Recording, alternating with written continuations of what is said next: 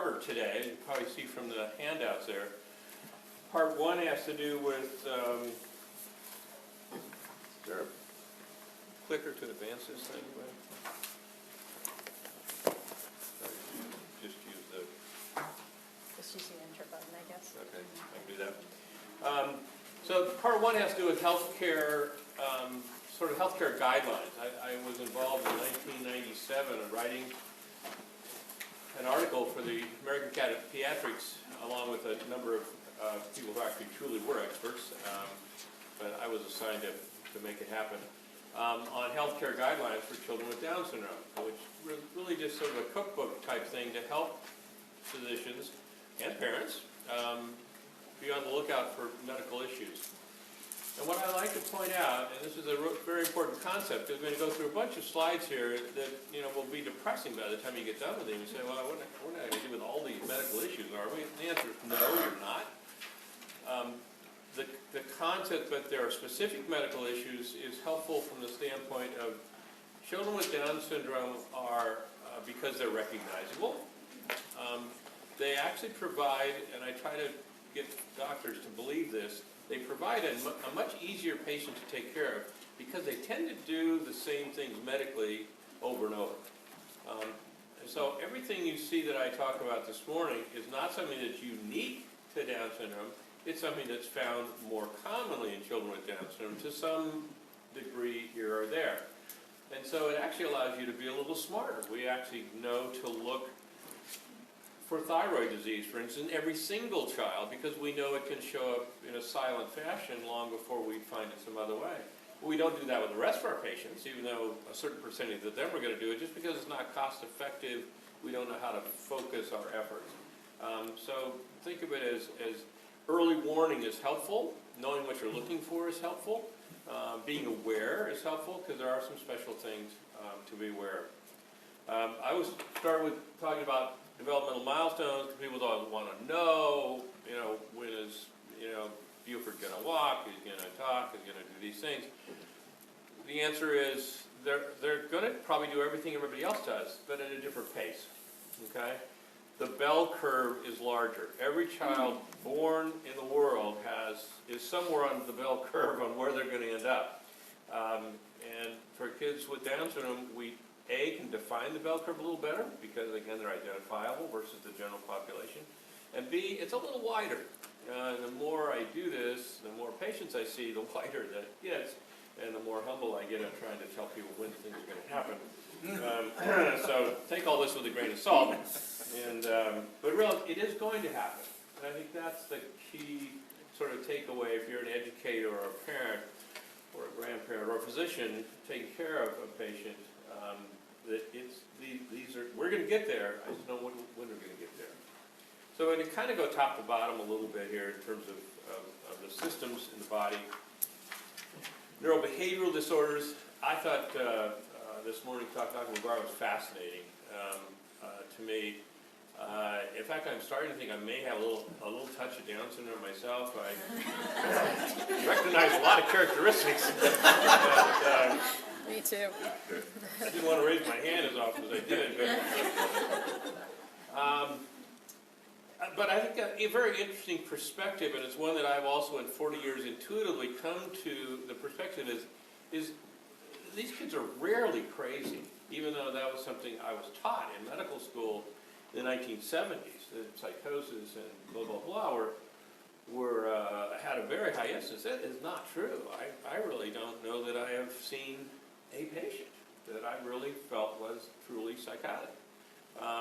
They just do some funny things, and if you are sort of aware of those things, it's a little more helpful. So this slide is still in medical textbooks probably about where you'll see it. This percentage of people will have childhood psychosis. I think most people in practice would say, even though that's what's published, and that's why I want you to know this, because other people will give you these numbers. It's not been my experience. I probably have seen at least 200 or 300 children with Down syndrome in 40 years. 100 that I've supplied long-term care for, so that I would think we would find these. So I would take this again with a little bit of grain of salt. hyperactivity, ADD kinds of things, tough diagnosis in these patients. The overlap, though, I think is higher than the general population. I don't know personally how to make that diagnosis very easily myself because of the overlap. And the same with autism. We'll come to that. I have an individual slide on that just because it gets so much play. And again, the differentiation of normal from autism has become blurred in the last 10 years, as all of you know, and making that a much bigger net as well. But the differentiation between normal developmental, especially infantile development in children with many special needs, including Down syndrome and autism, is very difficult for me to separate out. But a lot of the principles, behavioral principles, still apply. I always say there's a Down syndrome advantage behaviorally. So this is compared to children who have some intellectual dysfunction, cognitive dysfunction at approximately the same level when looked at in almost every study. Families who have a child with Down syndrome as the person who has a cognitive dysfunction tend to be not as dysfunctional as a family. In fact, increasingly cohesive, and many families say more cohesive than they were prior to that child joining their family. And less family stress. Now you all sort of laugh, but remember we're comparing this with another family that has another child with a cognitive disorder. So compared to other types of cognitive disabilities, we see that. And I think Dr. McGuire's talk made that, I think it made it more clear why that's true. A lot of their behavioral characteristics are actually things that are helpful to us if we use them correctly and not harmful to us. And smart families sort of figure that out, and there we go. So they're sort of positive and negative to this. So simple things. Growth, we're not going to get too tall, folks. So everybody needs to know that. We supplied you with some new growth curves. So these new growth curves are fabulous in that they finally came out in 2015 after a decade of development. There were a group set out that came out in the 80s. They were based on 11 kids. So was it, and I'm not sure how, and it wasn't separated out by congenital heart disease or not, which sometimes affects growth, sometimes it doesn't. And then we started repairing everybody's heart. That changed everything. So there was a really big gap. We didn't have data. And these are pretty good data. It's worthwhile having one of those. And when you go to the doc and you get a number, plot it there. Don't plot it on a regular growth chart. It'll make you crazy. So obesity, probably always are trying to prevent, and it's difficult to do so. Be aware of it. BMI overall is not a great thing for following obesity, by the way. I mean, because big, strong football players will score very poorly in it, and they will be in wonderful shape. But in the Down syndrome population, it's actually a pretty good measurement to follow it because we don't have the other data. And because short stature is universal, not just common, it's universal. Every child is shorter than average. That's just the nature of the beast. Growth hormone is a question that comes up to me. It used to come up a lot more than it does now. The answer is no. In experimental circumstances, it didn't help very much. It did accelerate growth. Stanford did a pretty interesting study a number of years ago. But the end result was not changed. So you got there faster, but you didn't get any further. I don't know, to me, if that's such a helpful thing. And the downside is because of a tendency towards certain leukemias, human growth hormone has been shown to stimulate leukemia-type cancers. We don't need to do that. To me, it's an absolute no. There are actually people who give this and will give this to children with Down syndrome, but I would caution you to think about it carefully before you do that. So GI problems, almost everybody has newborn feeding problems. This is probably a tone problem more than it is a gastrointestinal problem per se. There is a congenital thing called duodenal atresia that occurs with fairly high frequency, and that's where there's a blockage in the GI tract. This is a newborn problem. So if you are 2 months old, you don't have it, and you don't have to think about it anymore. But it's a big deal early on. This is sort of something all pediatricians and neonatologists are very well aware of. Interesting thing that has shown itself over the years is celiac disease. And I have lived through at least 3 waves of excitement about this in my career. At one time it was, gee, everybody probably has it who has Down syndrome. For some reason they don't handle gluten. And at some time in the early 80s, there were many children put on gluten-free diets, and it was awful for them. And yet we saw some improvement. It was fairly dramatic in some kids, behaviorally, growth-wise, otherwise, and not much improvement in most. Well, the reason was it wasn't everybody, as life would be. And then that went away for a while, and then routine celiac testing was recommended in the late 90s. We did that for a little while, found so few, and the testing, quite frankly, not terribly accurate.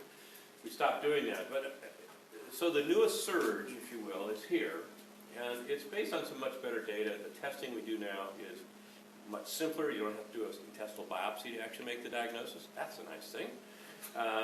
The blood testing that we used to do wasn't very good. The new stuff is pretty good. And the numbers look around 7 to maybe 10%. So that's a pretty big number.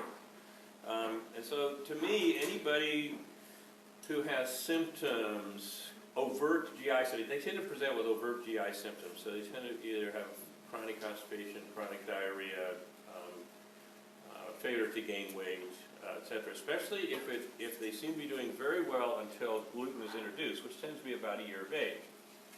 We start foods that tend to have a lot of gluten in them. Just pay attention to it. I think there is a swing towards routine testing of all kids with Down syndrome after they've been exposed to gluten. Now, the test isn't positive if you haven't been exposed to gluten. So I've had parents tell me, well, I want to check my 2-month-old, make sure. Well, she's being breastfed and she's not getting any gluten, so it's not going to be positive, and we don't need to do the test. So, but if you did that to everybody at age 2 or 3, and if you're really going to pick up 7 to 10%, and notice I have a question mark there because I don't know that anybody really knows the number yet. That's worth doing because it can make a difference in many areas. So keep your ears and eyes open for information about that, because that's bubbling fairly big time right now. A lot of research going on and interest, which is good. Cardiovascular disease, everybody knows this. 50%, 1 out of every 2 children have congenital heart disease, typically dealt with in the newborn period, typically diagnosed in California. As you know, we now screen with for cyanotic congenital heart disease. So that's not all the forms that they have, but the biggest, most common one, called endocardial cushion defect, is in fact routinely tested for in California with newborn screening with a very simple test. Is test the oxygenation in extremities.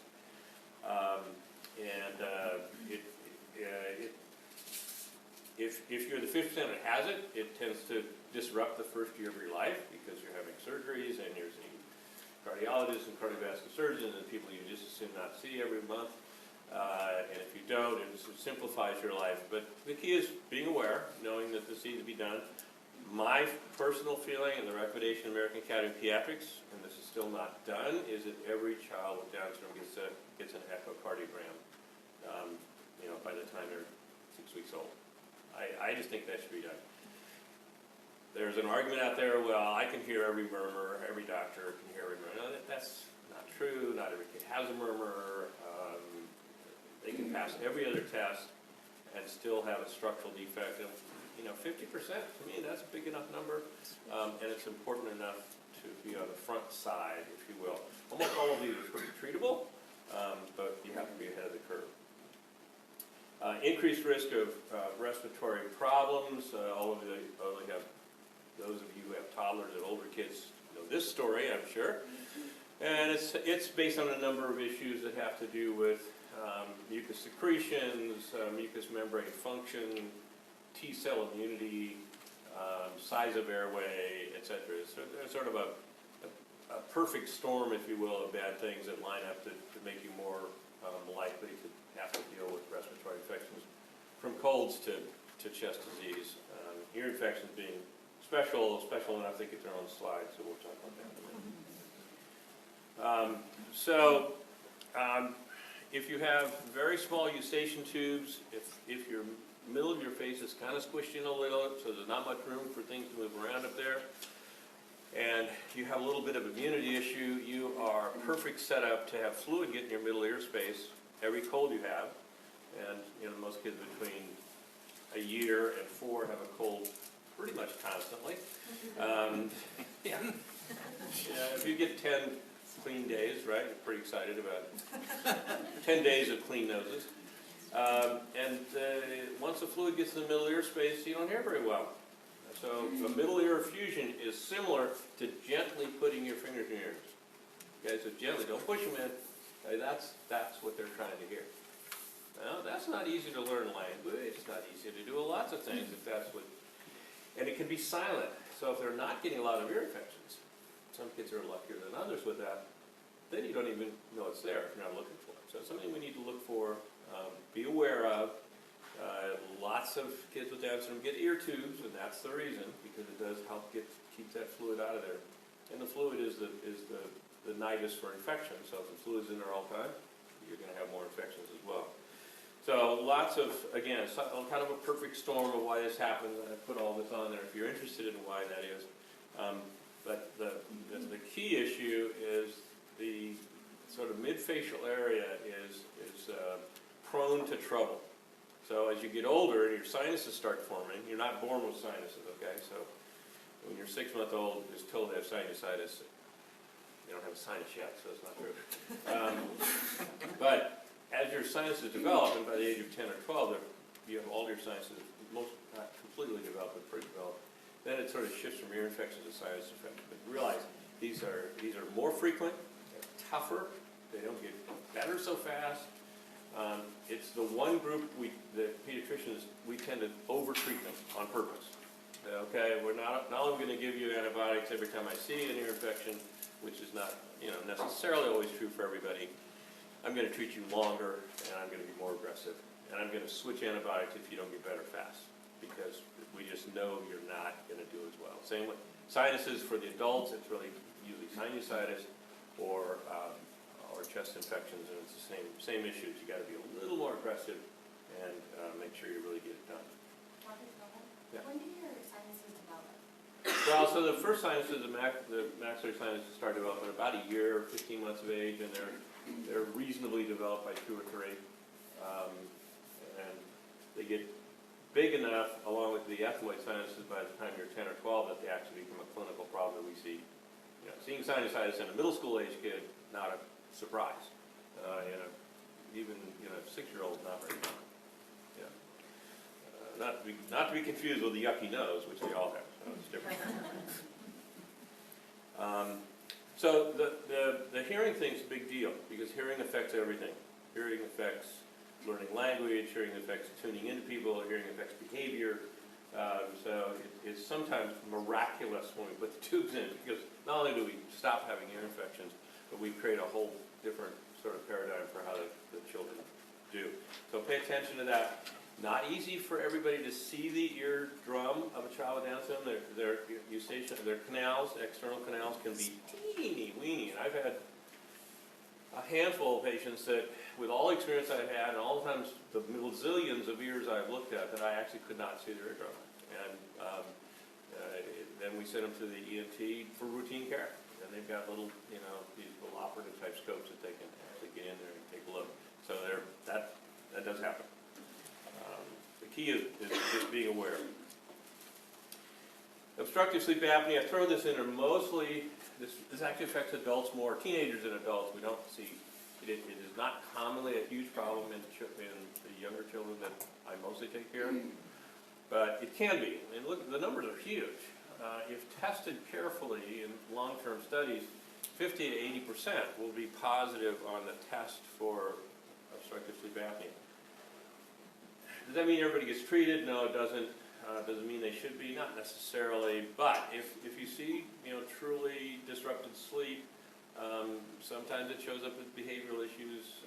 There are lots of things, and the old mantra in pediatrics is children don't snore when they're well. When they're sick and they're cold, that's different. But so not just children with Down syndrome. Children don't snore. So when children snore, they have an anatomical issue. Yeah. I have a question about this. So when you're talking about night awakening, like our daughter will wake up and just like walk into her room or walk up and go get a glass of water and go back to sleep. Is that classified as? Not, it could be, but that's such a common pattern that I would not use that as an isolated thing. If that was all you had, I wouldn't get excited about it. Yeah. What if it happens every night? Well, then you start to say, do they snore? Are they having difficulty sleeping? Will they only sleep on their face with their butt in the air? That's what you do to open your airway. If you really this is really all anatomical again. This whole area is too small, and when it's too small, these things sort of happen. So anyway, there's now a recommendation to screen kids. I don't quite know how I'm going to do that, and maybe I'm thankful I don't have to at this point, because I think it's really, these are not easy. A sleep study on a 4-year-old is a little bit of a joke. Teenagers, different, and I certainly recommend it routinely in folks who are symptomatic. I'm not sure it's going to be a screening device. I put it in there because it has been the Down Syndrome Medical Interest Group, which is not the American Academy of Pediatrics, who I represented doing this, but another very powerful group in the United States that works with these families, has recommended routine screening prior to age 5. I don't think that'll probably be done. I've had many patients do very well on CPAP and a little pressure at night. Not everybody can do that, and not everyone will cooperate with it long enough to do it. That includes people who have normal chromosomes, by the way. But getting the tonsils and adenoids out often solves the problem because it's frequently merely a size mismatch. Okay, so when people talk about the tongue being large, kids with Down syndrome large, they don't really have a large tongue, right? They have a normal tongue. They have a small mouth. So it's got to go somewhere so it looks like it's large. Well, same thing with tonsils and adenoids. If your tonsils and adenoids are a little above average, let's say, they're going to be huge if you have Down syndrome because you don't have any place for them. And so cleaning those out, tonsil adenectomy are sort of out, as you know. It's not an in procedure anymore. So doing that is often curative. It's marvelous because it's simple and straightforward. Weight reduction almost always helps, and is like, good luck with that one. And there are some drastic surgical procedures with palatal reduction, tongue size reduction. There's an oral surgeon at UCSF who actually does this procedure. I will tell you to think long and hard before you do that. It's a big surgery. Can be quite successful, certainly, take care of it. Could I ask, who knows about that? Because we just went and saw an ENT for my son, and he was going, well, maybe we need to do a sleep. I'm looking at these statistics and going, well, obviously, he's never read about this stuff. I'm going to probably have to be educated too. Probably see a pulmonary program. There are actually sleep docs now. They're mostly are pulmonary specialists, lung specialists who become sleepologists. For children, it's a little tougher because a lot of the pulmonologists don't want to see young kids at all. And so I use Stanford a lot. They have a guy named Raphael Piello there, who's the head of their sleep study unit, and there's about 4 or 5 docs, and they only do kids. Marvelous. They're lab people. I don't know how they get these kids to do studies, but they do. It's just boggles my mind. But they're extremely knowledgeable, worth the trip. Okay. You really want to know what they're doing. What's the youngest you can do a sleep study on or should be for? Well, I've had 3 or 4 5-year-olds successfully have a decent sleep study who would put up with getting all the stuff on and doing it. But quite frankly, prior to 12 or 15, it's, I think, pretty tough. But sleeping poorly for 12, 15 years, But the growth, that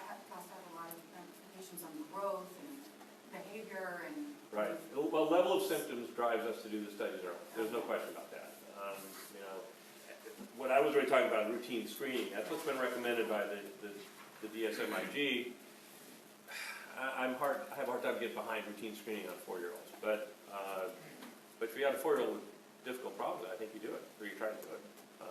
And that's where you need somebody, you know, at a children's hospital who's been there, done that, because it's pretty unique relative to generally being done. Yeah. I don't think there's anybody around here who does it adequately and understands it. So just a quick word about anesthetic risk. So when and if your child needs surgery, you are aware of it. One is the C1, C2 instability, so the first two vertebrae in a percentage, a little bit unknown because we don't study it very much, but in a percentage of kids, 10 to 20% is a little wide, therefore it's a little lax. Therefore you can end up with neck injury if you hyperflex or hyperextend your neck.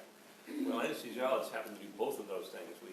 If you're going to get intubated via surgery, except if you're seeing a pediatric anesthesiologist and you're having it done somewhere that's used to doing it, they tend to know all of that. Half the patients have congenital heart disease. There's a little increased risk of something called pulmonary hypertension, which is probably not something you really need to know about. It's going to be obvious if we have to deal with it. And we get back to the airway. The airway's smaller. It's a little bit tougher. You know, I really don't okay everybody putting a child with Down syndrome to sleep when parents come and say, you know, needs to have ear tubes, he needs to have this and that. I mean, lots of surgeries unfortunately do happen. Is everybody able to put a 4-year-old Down syndrome to sleep safely? I think the answer is no. So you really want to make sure you're in the right hands when you do it. If you're in the right hands, I don't see problems, quite honestly, but there are problems to be had. And again, it's the advantage is we know going in what those problems are, and that gives everybody a heads up if they're willing to sort of be aware of that. You have a question, Dr. Phil? Yeah. Do you have recommendations of questions we can ask the anesthesiologist? Yeah, I specifically say how many kids you do. You know, there are a very small subset of anesthesiologists who feel comfortable doing kids. So they sort of separate themselves out for you. And at least around here, we're sort of blessed in this part of Northern California. We've got, you know, three big children's hospitals, and a lot of people who've trained in pediatric anesthesia. Even at 2 or 3 of this, what I would call smaller hospitals around here, there's good pediatric folks. But you want to ask the question.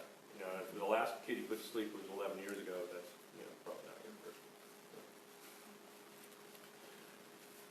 Ophthalmology, everybody has a child over 2 ought to know their ophthalmologist by now, or at least know how to get to their office. So a couple reasons. The critical one in the newborn period is congenital cataracts. So an increased percentage of newborns have congenital cataracts, and if you don't fix those in the first 4 months of life, you will be blind forever, because your brain will turn off the signal because it gets tired. You say, I'm not seeing anything, I'm just going to quit. And so even though you fix the cataract and your eye is perfectly normal, your brain doesn't see anything. It's called amblyopia. So we don't want that. So every baby should have a good look in their eye. Children with Down syndrome should have a second look in their eye. I refer everybody to a pediatric ophthalmologist, quite frankly, no matter how many times. And we dilate eyes in our office routinely, which a lot of people don't, but we do it for every newborn. I still send it to a pediatric ophthalmologist. Because ongoing, as you can see, over 50% get glasses for either myopia, strabismus, or astigmatism. There's a type of cataract that occurs later in life, in late adolescence and adult life, an acquired cataract. Frequently does not need treatment. Frequently is small enough and insignificant enough that you don't even need to fix it. You need to watch it though, because if it starts, you know, impacting your visual axis, that's got to go. And little plugged tear ducts, dacrylate stenosis, are very common. And not terribly difficult to handle, but often leads to yet another surgical procedure. So the recommendation is to see an ophthalmologist who's used to seeing children. It doesn't have to be a pediatric ophthalmologist. If you live in Northern California, you've got lots of options, so you're okay. If you live in Montana, I don't know about that. So, and then you probably should see them annually. It's just good. It's good preventive care. We know the odds are fairly good. I alluded to this earlier. Thyroid disorders. Congenital hypothyroidism is like 20 times more common than the general population. That's part of the normal California genetic screening, so every newborn gets tested for that. Good. Picked up, easily treated early on. Those are kids who have no thyroid, so they'll be treated forever with thyroid replacement. Bigger issue is acquired hypothyroidism. It's thought that probably as high as 25%, at least 25% of children by the time they reach 18 will be hypothyroid enough to get therapy. And it's a silent sort of thing. It shows up slowly over time. It manifests itself as being a little extra tired, a little extra lethargic, gaining a little extra weight, being a little slower cognitively. So how exactly do you tell that they have that? Yeah, you have to test for it because that's also a normal 4-year-old with Down syndrome. So this came about because a lady in Virginia about 30 years ago said, I'm going to fix Down syndrome by giving thyroid disease, and in fact thyroid medication, and about 25% of them really got a lot better because she fixed the thyroid disease. And we finally figured out that actually that's a subset.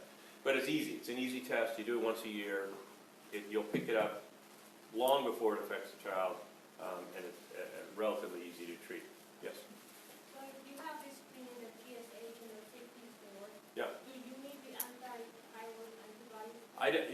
In fact, I would just do a TSH until it's abnormal, and then do T4 and antibodies. You're not going to find much until you start seeing a change. So if this is something that we want to bring to our pediatrician's attention, what would I say to him? What I said, I just want him to be checked, his thyroid checked annually, or do I have to be specific of what it should be checked? No, they'll know. But what I would do more globally, good question you set me up about, thank you, is I would go to aap.org, so that's American Academy of Pediatrics.org, and get the healthcare guidelines for Down syndrome that I mentioned I was involved in 1997, 98, has been redone a couple times since then, and the newest version just came out, and just print it out, and literally give it to your physician. Say, this is helpful, and it is. It's huge.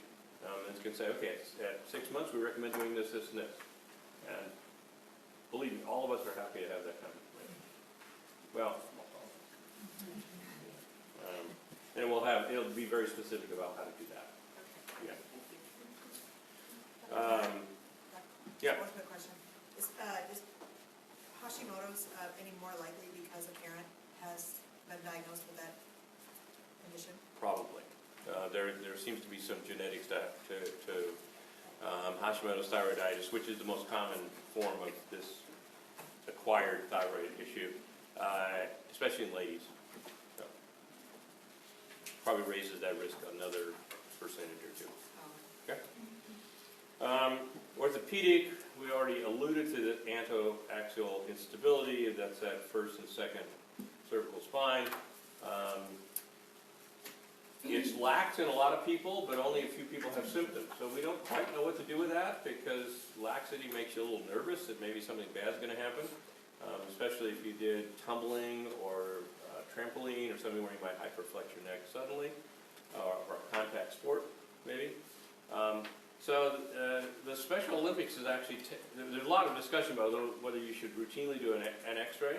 It has to be done correctly, by the way. So there's a way to order the x-ray that is very specific in terms of flexion, extension, and neutral to get the right film.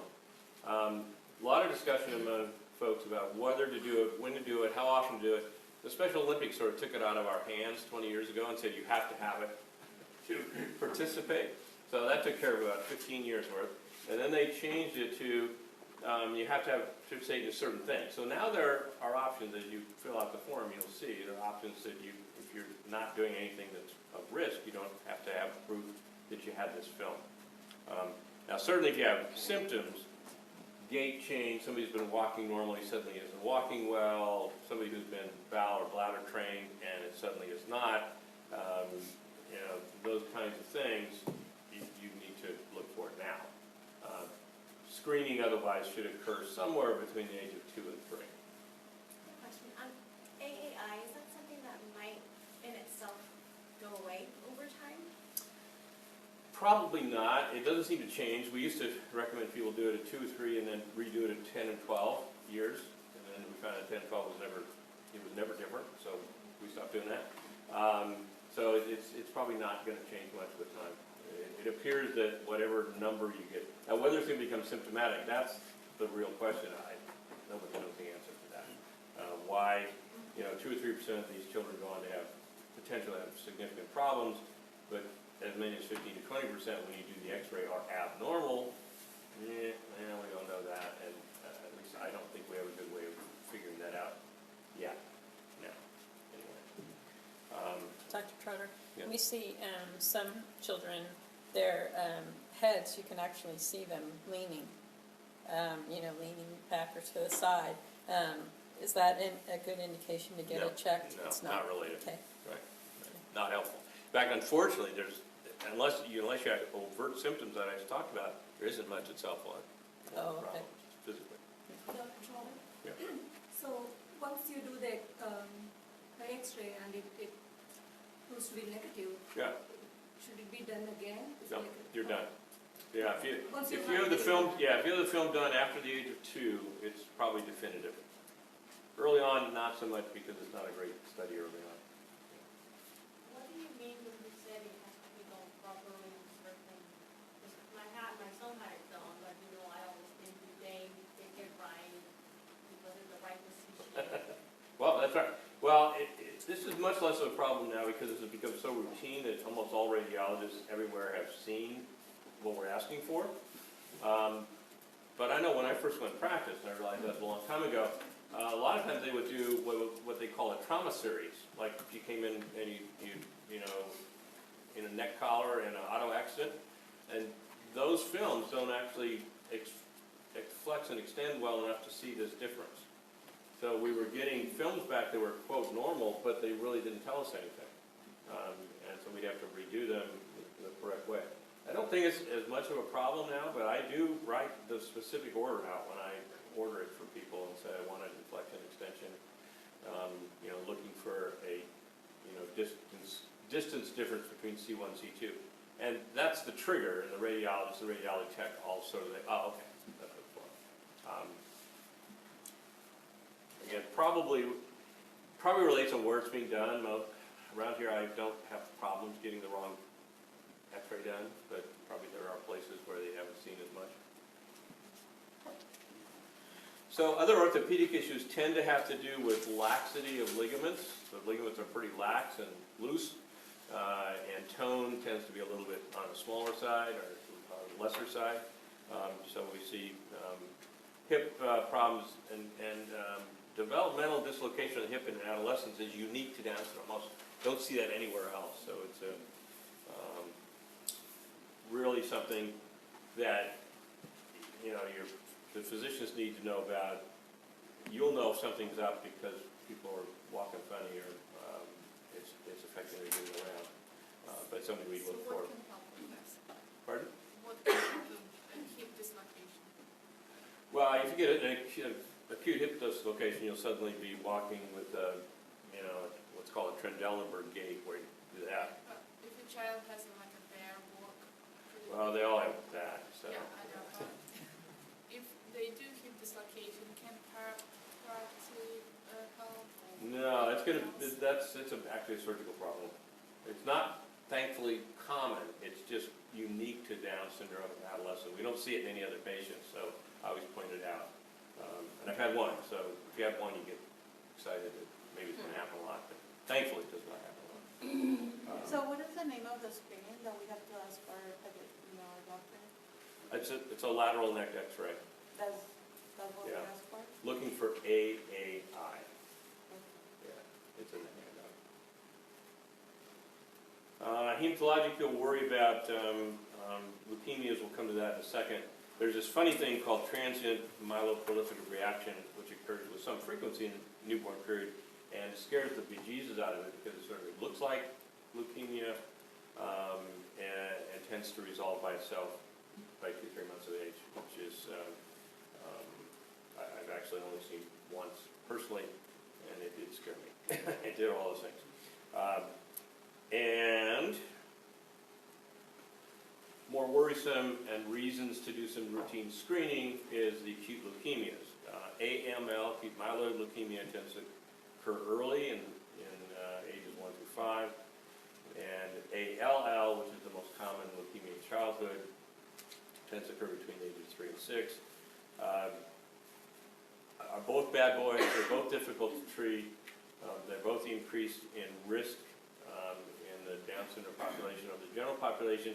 Enough, not hugely, but enough that we should be looking. So when I do my thyroid test every year, I also do a CBC and differential. Very simple test, and will be helpful to know. You do a thyroid and, I'm sorry, what were the letters? CBC, complete blood count. CBC, Joe.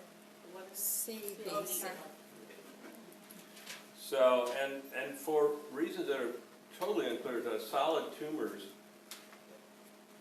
at least the solid tumors that we routinely see in children, almost never occur in Down syndrome.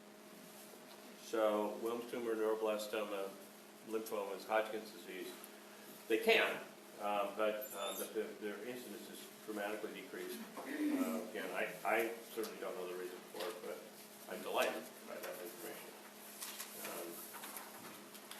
Adolescence, there's a whole other thing to talk about here.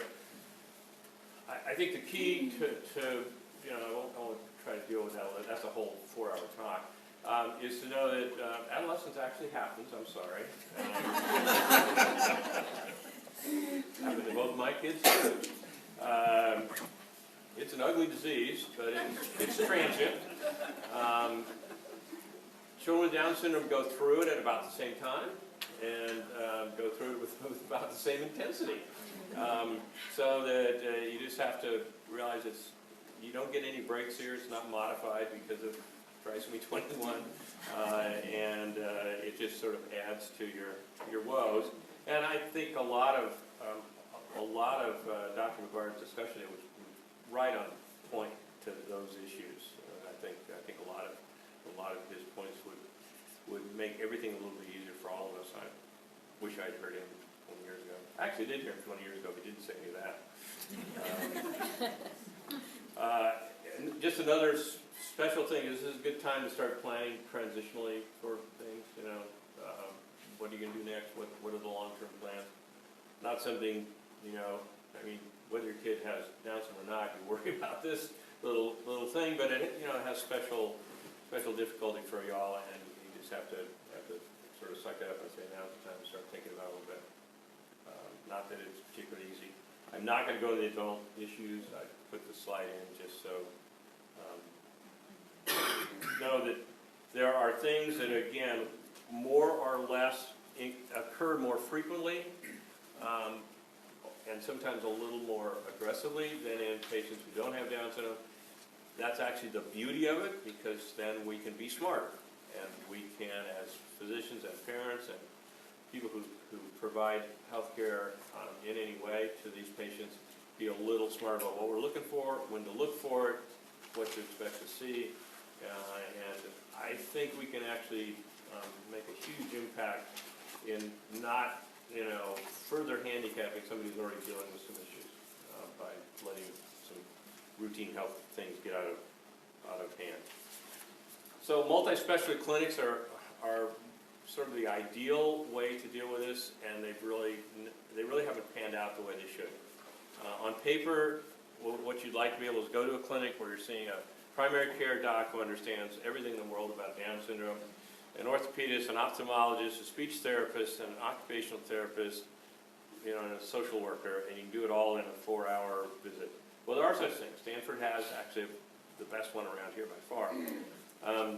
UCSF Benioff is putting one together. They're formulating one, and whether it's going to be at Oakland or San Francisco, I don't know.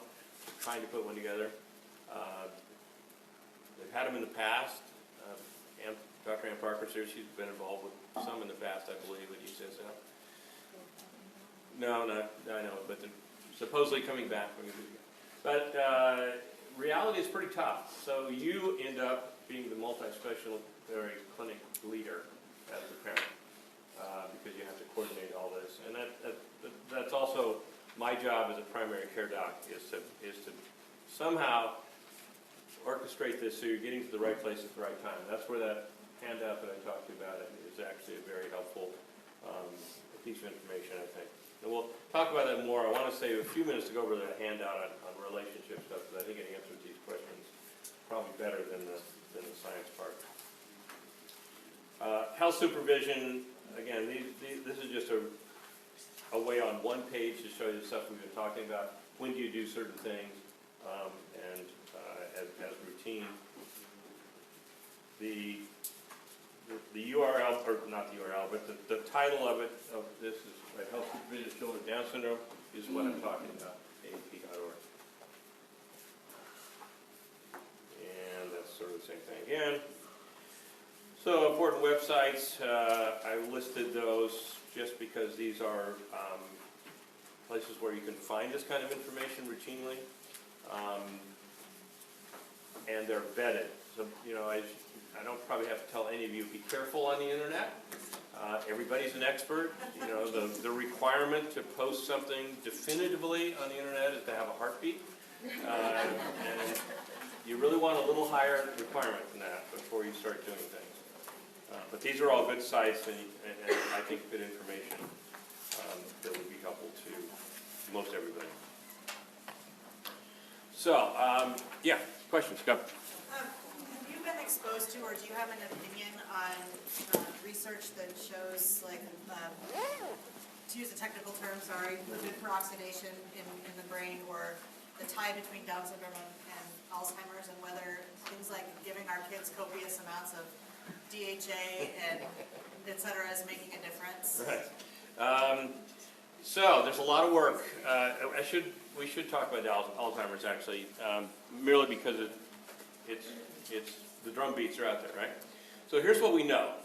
We know that that the pathology occurs earlier in Down syndrome than it does in the general population. At age 40, almost every person with trisomy 21 who dies at age 40 and has an autopsy looking at the brain, you will see the pathological finding of Alzheimer's disease.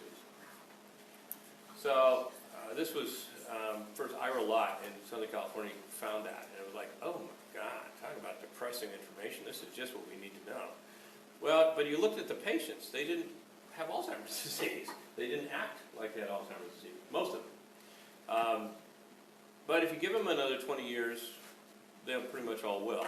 So it's an earlier onset of the pathology, which is also fascinating from a research standpoint, by the way, and a somewhat earlier onset of symptoms, but it's not 40, and we don't quite know what to do about it. I don't think there's any real solid recommendations we can give people about supplements and this and that and the other thing because we don't understand it well enough.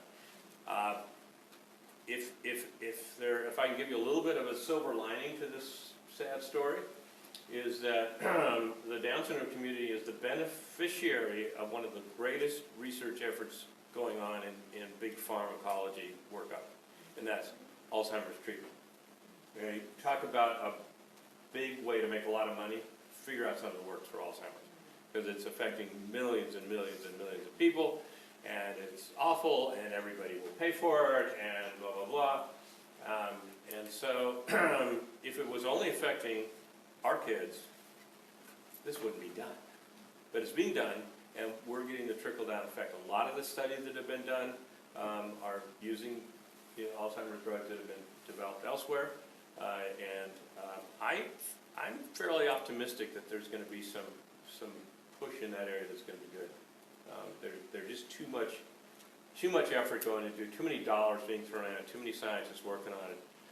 Whereas not to think we're not going to be able to modify in some way, shape, or form. So we'll benefit from that at that point. Right now, I don't have any great answer for it. Except it's not as dire as it looked like 20 years ago when this first came out. It was like terribly scary. Yes. I may have the reverse side of the coin of what a lot of people hear. I've got a very active child with Down syndrome.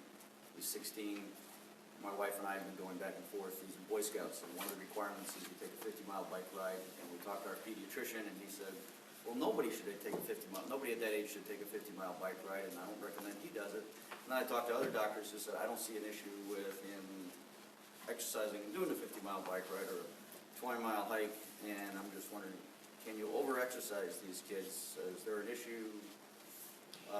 What things should I look out for? 'Cause So the generic answer is if there is cardiac disease, talk to the cardiologist. They're very good at this.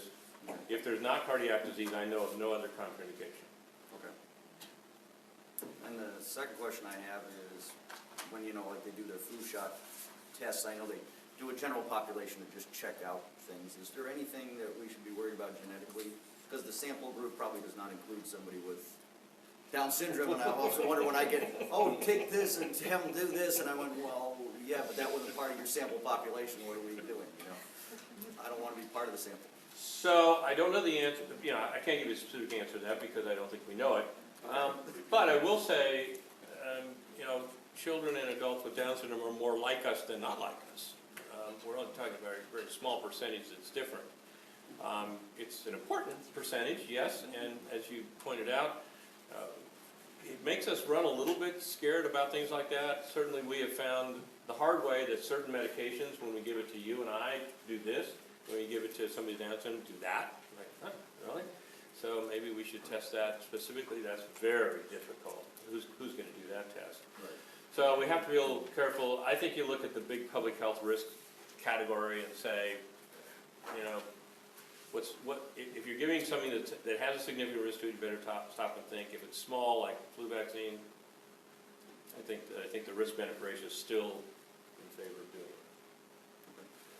It's a good point, and it's not, and unfortunately, it's going to be not. I don't think we're going to fix that point for you. Yes, sir. Do tone issues get better over time?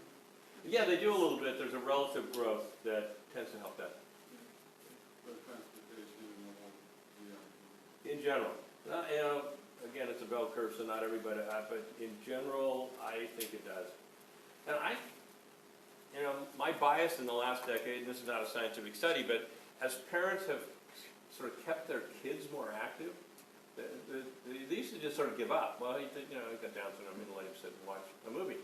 Now, come on, let's go play. Let's go play soccer. Let's do this. Let's go swimming. I see, much fitter 12, 15, 18-year-olds. I think that's going to play out longer. Maybe you can't change central tone, but you can change strength, and that overcomes tone a little bit.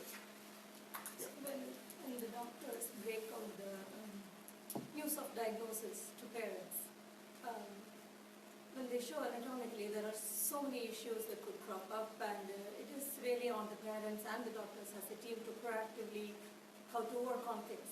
So as a new parent, it's really very hard to hear and take out all this news.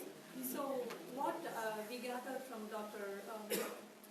Maguire was that despite all this, so many percentage of adults with Down syndrome do very well in their social life and also in the work life.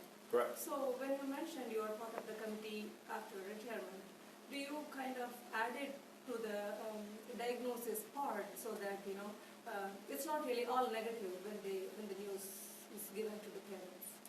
Absolutely. I mean, again, these are highlighted things so you'll be aware of them.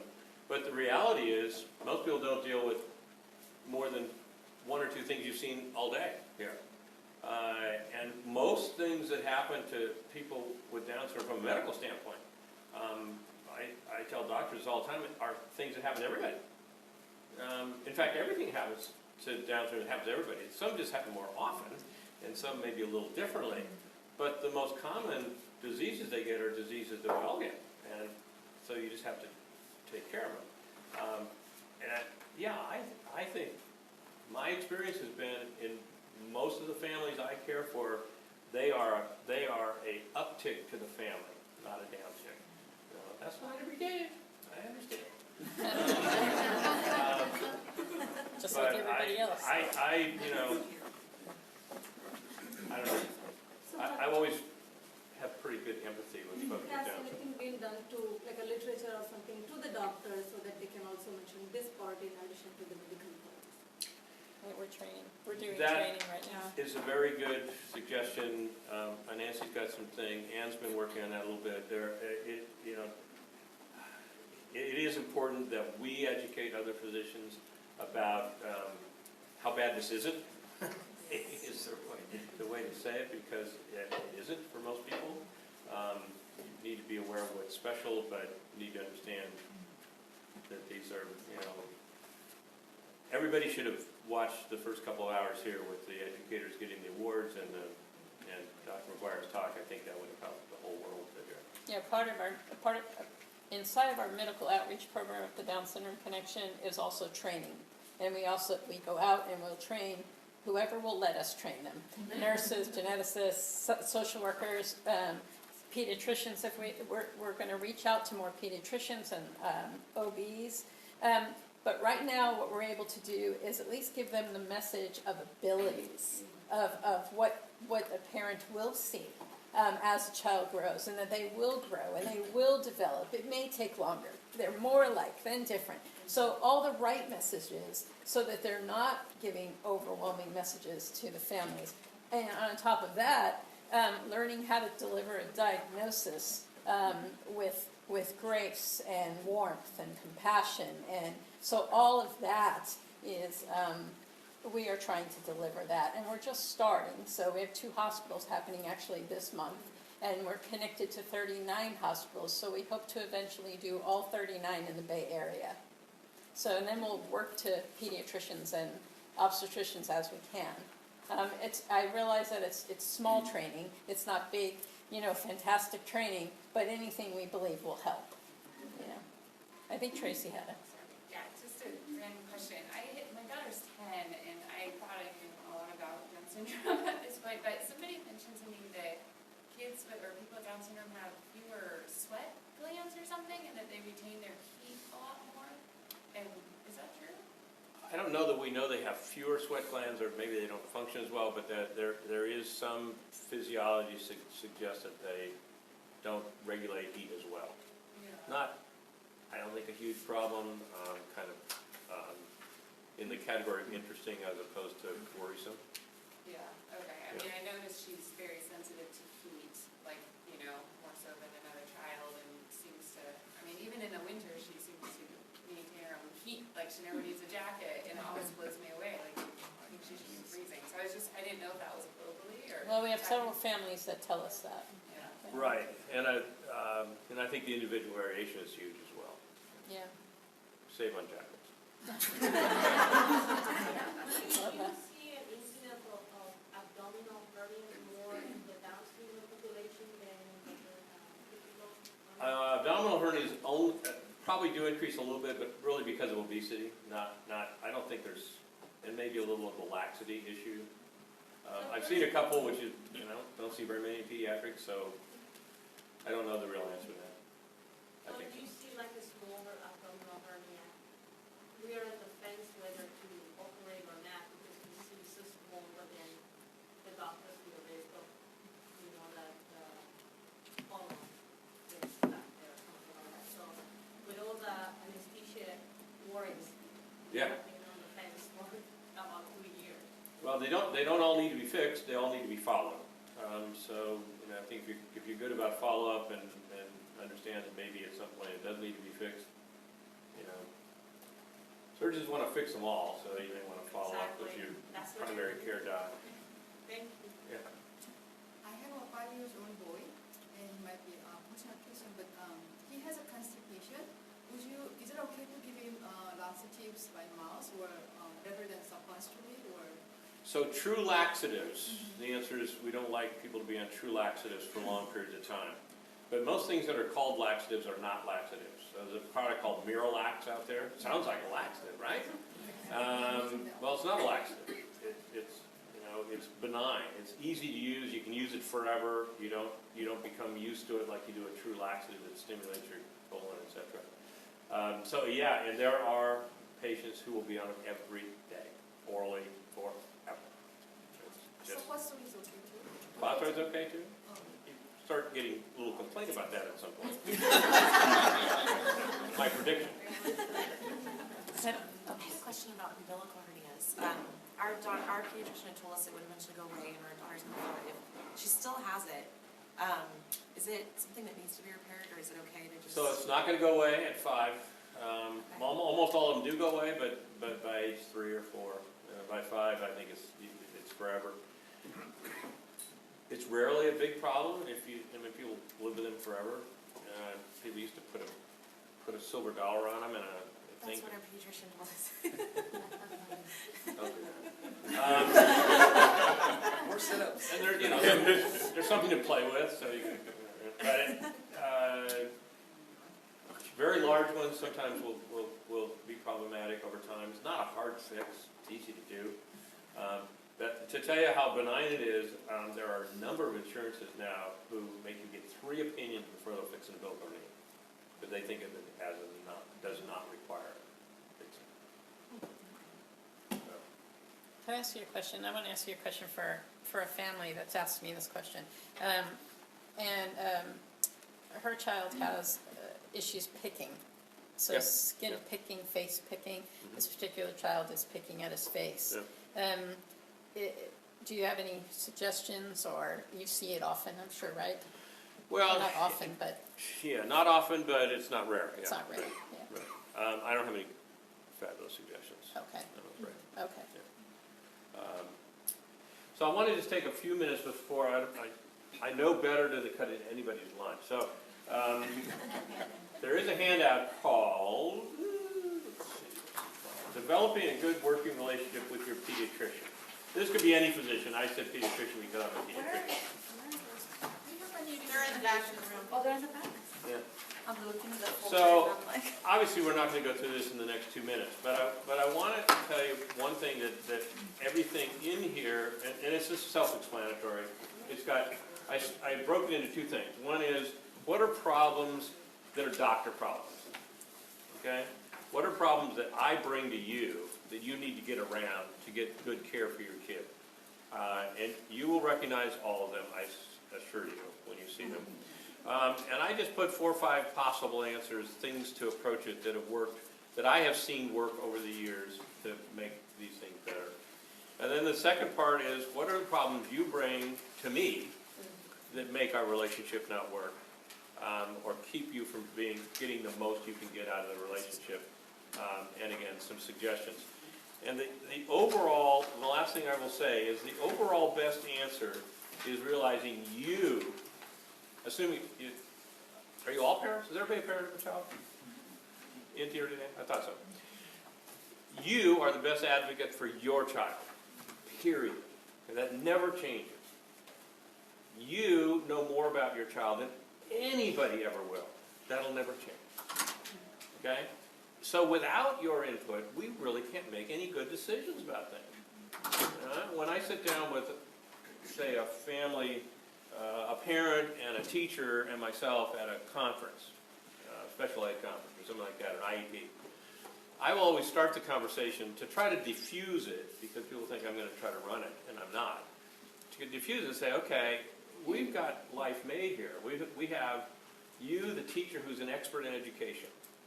And we have you, the speech pathologist, who's an expert in speech development and therapy.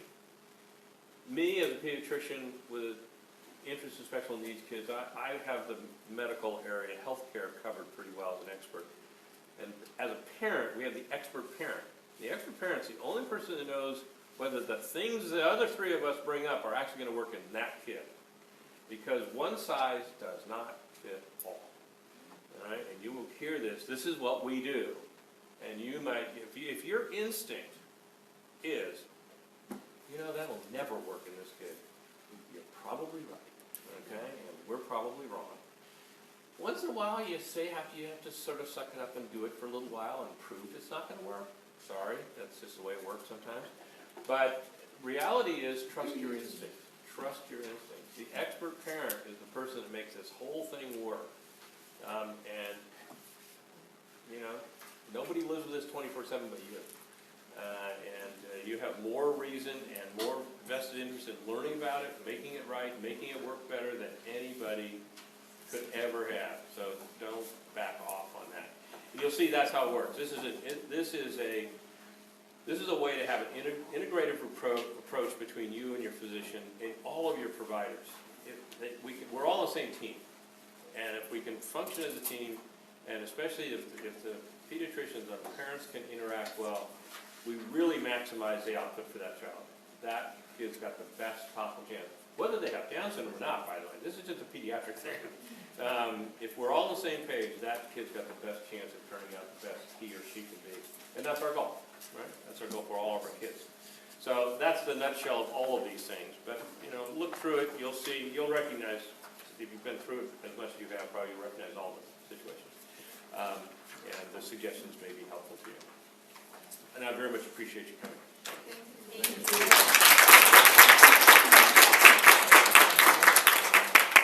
I just want to thank you for this. Whoa, you were right. We did. I just want to say that in the 8 years that I've been in the Down Syndrome Connection, Dr. Trotter has always been at the forefront and has always been there to call on him in our advisory. He is on our advisory board so that we can call on him. We've interrupted his vacation and he's answered questions. We've asked him things for countless parents who are not seeing him, not his patients, yet he takes the time and does that. He stays informed about Down syndrome. He's passionate about it, and we just love him, and I just think he just deserves another round of applause.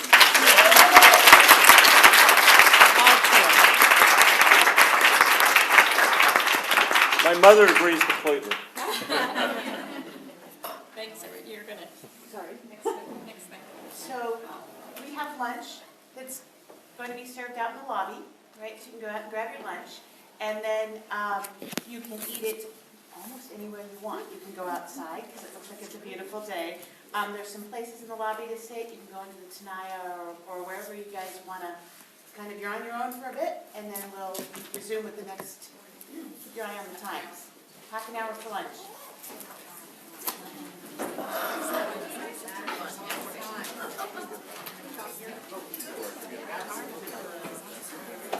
Tried to pick up Nancy, but I realized it was the wrong phone. So.